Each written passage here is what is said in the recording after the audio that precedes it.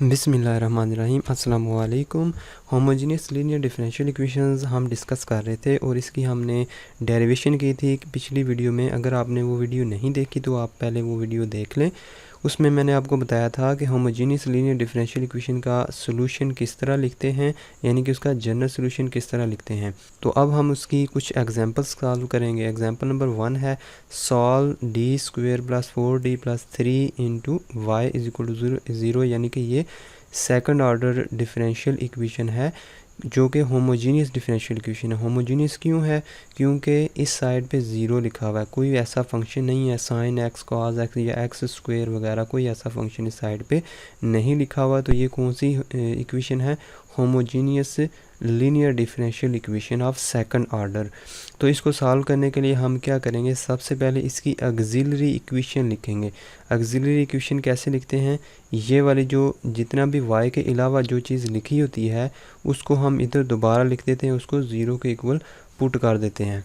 तो हम लिखेंगे द करैक्टरिस्टिक इक्वेशन इज़, या ऑक्सिलरी इक्वेशन भी लिख सकते हैं। करैक्टरिस्टिक इक्वेशन इज़, इसी चीज़ को उठा के इधर लिख दो D square plus 4d plus 3 is equal to 0। अब m की शक्ल में भी लिख सकते हैं, कोई मसला नहीं है। इसी तरह लिख दें तब भी कोई मसला नहीं है। D square plus 4d plus 3 is equal to 0। ये हमारे पास ऑक्सिलरी इक्वेशन आई है, इसको हम सॉल्व करेंगे। जो इसके रूट्स आएंगे उन रूट्स की मदद से हम इसका सोल्यूशन लिख देंगे। तो उन रूट्स को हम देखेंगे कि क्या वो रिपीट हो रहे हैं, क्या ये वो डिस्टिंक्ट हैं, क्या वो कम्प्लेक्स हैं, वो इसके रूट्स निकाल के हम देखेंगे। तो इसके रूट्स, इसको फैक्टराइज करना पड़ेगा।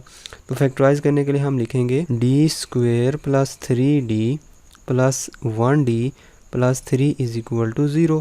ठीक है, 3 1 ज़ार 3d स्क्वेयर हो जाएगा और ये 3 प्लस 1 करें तो 4d आएगा। यहाँ से d को कॉमन लेते हैं, क्या आएगा d प्लस 3, और यहाँ से 1 को कॉमन लेते हैं, इधर क्या आएगा d plus 3 is equal to 0। यहाँ से d प्लस 3 की जो ब्रैकेट है ये कॉमन ले लेते हैं, d प्लस 3 बाहर आ जाएगा और ये क्या अंदर बचेगा d plus 1 is equal to 0। ये चीज़ फैक्टराइज हो गई है। यहाँ से d की वैल्यू क्या आती है, एक आती है -3, दूसरी d की वैल्यू क्या आती है -1।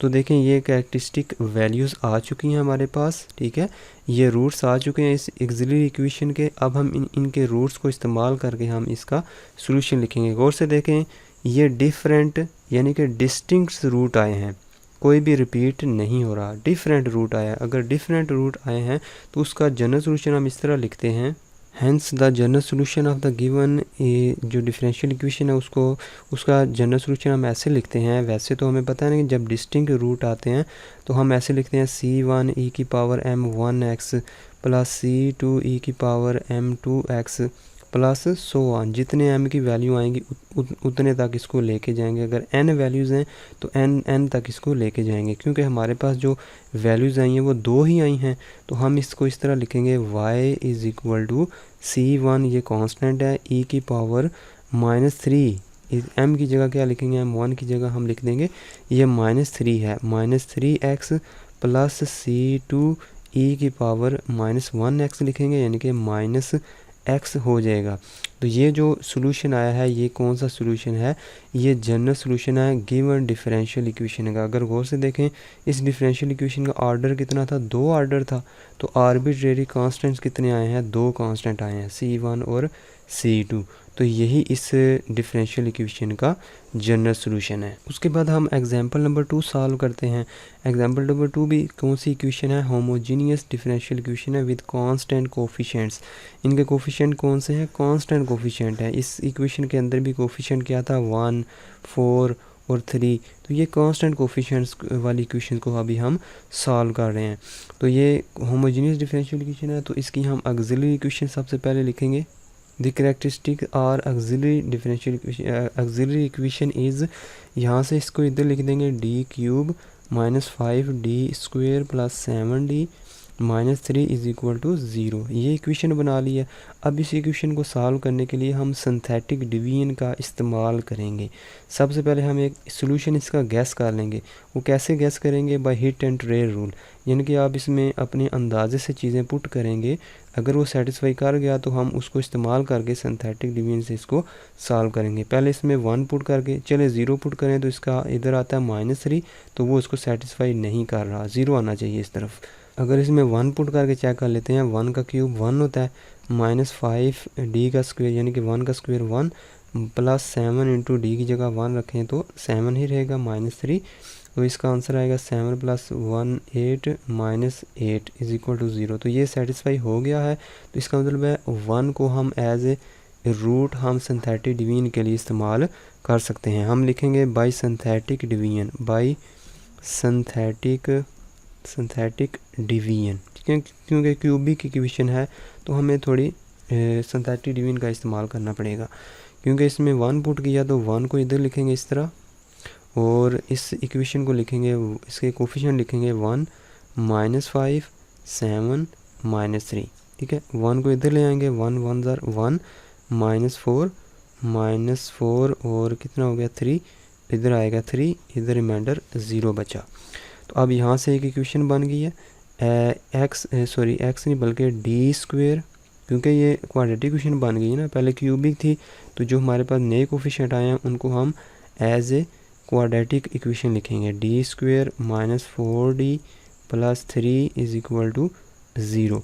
तो इसको सॉल्व करते हैं तो ये आसानी के साथ सॉल्व हो जाती है। D square -3d -d + 3 is equal to 0। यहाँ से d को कॉमन ले लो, d -3, यहाँ से -1 को कॉमन ले लो, d -3 is equal to 0। d -3 into d -1 is equal to 0। d is equal to 3, d is equal to क्या आएगा आंसर 1। और यहाँ पर एक रूट हमने ऑलरेडी गैस किया हुआ है, उसको भी साथ लिख देते हैं also d is equal to 1। गौर से देखें तो d is equal to 1, d is equal to 1, ये दो रूट्स जो हैं, यानी कि ये एक जो रूट है ये रिपीट हो गया, 2 बार आ गया। अगर ये रिपीट हो गया तो इसका सोल्यूशन हम अलहदा से लिखेंगे और इसका सोल्यूशन अलहदा करके हम लिखेंगे, मतलब अलहदा करके लिखेंगे, सबको ऐड करके, लेकिन इसका तरीका और है और इसका और है। हमने पढ़ा था जो रूट्स रिपीट होते हैं, फॉर एग्जांपल अगर m1 एक रूट है वो रिपीट हो रहा है तो उसके लिए हम जनरल सोल्यूशन किस तरह लिखते हैं c1।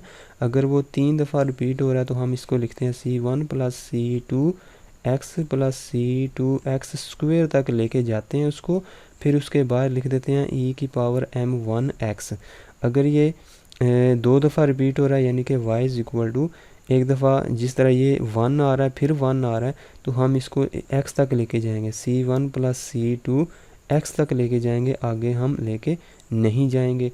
तो बाहर क्या लिखेंगे e⁻m1x। सिमिलरली इधर हम जनरल सोल्यूशन लिखेंगे। So general solution is y is equal to, 2 दफ़ा आ रहा है ये रूट तो हम लिखेंगे c1 + c2x, ठीक है, और इसको बंद कर देंगे, 2 बार पूरा हो गया। e⁻m1 यानी कि d की वैल्यू क्या है 1, तो 1x लिख देंगे प्लस ये एक फालतू है, इसको हम एज इट इज़ लिख देंगे e⁻3x, यानी कि ये डिस्टिंक्ट है, डिफरेंट है। जो डिफरेंट है उनको अलग-अलग प्लस करेंगे, जो रिपीट हो रहे होंगे उनको हम ऐसे लिखेंगे, यानी कि c1 + c2x और बाहर उसके ऊपर यही वैल्यू लगा देंगे जो रिपीट हो रही है। तो ये इसका क्या आया है, इसके बाहर भी क्या आएगा कांस्टेंट, जनरल आर्बिट्रेरी कांस्टेंट। तो गौर से देखें ये जो डिफरेंशियल इक्वेशन थी इसका ऑर्डर कितना था 3, थर्ड ऑर्डर इक्वेशन थी ना। d3 का मतलब है d/d3 / dx3, इसका ये मतलब है, ठीक है। और y को अंदर लेके आए तो y इधर आ जाएगा। इसको दूसरे अंदाज से भी लिख सकते हैं। तो ये थर्ड ऑर्डर इक्वेशन थी। तो आर्बिट्रेरी कांस्टेंट सोल्यूशन के अंदर कितने आर्बिट्रेरी कांस्टेंट आए हैं, 3 आर्बिट्रेरी कांस्टेंट्स आए हैं। उसके बाद हम नेक्स्ट एग्जांपल देखते हैं। ये भी होमोजेनियस इक्वेशन है विद कांस्टेंट कोफिशिएंट्स। तो इसकी हम ऑक्सिलरी इक्वेशन लिखेंगे तो हम लिखेंगे द कैरेक्टरिस्टिक इक्वेशन इज़, हम लिख देंगे d³ - d² + d -1 is equal to 0। तो इसको भी हम उसी तरीके से हल करेंगे, लेकिन इसको गौर से देखें। अगर हम यहाँ से डी स्क्वेयर को कॉमन ले लेते हैं तो D square into D minus 1 plus 1 common लें तो डी माइनस 1 आसानी के साथ ये सॉल्व हो जाती है। तो यहाँ से डी माइनस 1 कॉमन आ रहा है और डी स्क्वेयर प्लस 1 कॉमन आ रहा है इज़ इक्वल टू 0। तो डी इज़ इक्वल टू 1 आएगा, D square is equal to -1 आएगा। तो डी इज़ इक्वल टू 1 एक रूट आया, D is equal to plus minus iota root आया एक, क्योंकि डी स्क्वेयर के दोनों तरफ जब स्क्वेयर रूट लेंगे, ठीक है, इधर प्लस माइनस भी लगाना पड़ेगा। तो ये क्या बन जाएगा आयोटा, तो इसका आंसर आएगा प्लस माइनस आयोटा। तो इसके रूट इमेजिनरी भी आ गए हैं। तो अब हम देखते हैं इसको किस तरह इसका सोल्यूशन लिखना है। तो हम लिखेंगे जनरल सोल्यूशन जनरल सोल्यूशन हम इस तरह लिखेंगे। सबसे पहले हम लिख देंगे ये जो डिस्टिंक्ट है इसको एज इट इज़ लिख देते हैं। ई की पावर C1 पहले लिखते हैं, C1 कांस्टेंट है। ई की पावर क्या लिखेंगे 1x लिख देते हैं। फिर प्लस लिखते हैं, ये क्योंकि इमेजिनरी आ गए हैं तो मैंने बताया था इमेजिनरी जब रूट्स आ जाते हैं तो इसको अगर गौर से देखें ये किस शक्ल में लिखा हुआ है, a plus minus B iota इस शक्ल में लिखा हुआ है, यानी कि 0 प्लस माइनस बी आयोटा की शक्ल में ये लिखा हुआ है, बल्कि b की जगह 1 लिखा हुआ है तो इसकी जगह हम लिखेंगे 1 आयोटा। तो इसका सोल्यूशन हम किस तरह लिखते थे, जब इमेजिनरी रूट्स आ जाएं या कम्प्लेक्स रूट्स आ जाएं तो इसका सोल्यूशन हम लिखते थे कि y is equal to C1 cos of bx plus C2 sine of bx। अब bx क्यों लिखा है, क्योंकि जब इसके बाद ये भी आएगा e की पावर ax, यानी जो इधर होगा a वाली जो चीज़ होगी उधर एक्सपोनेंशियल की पावर में चली जाएगी और जो b वाली चीज़ होगी वो इनके अंदर आ जाएगी, यानी कि कॉस bx और साइन bx इधर आ जाएगी। अब साइन और कॉस को पहले भी लिख सकते हैं, कोई मसला नहीं है, इधर साइन bx भी लिख सकते हैं, इधर कॉस bx लिख सकते हैं, कोई मसला नहीं है, बिल्कुल ठीक है।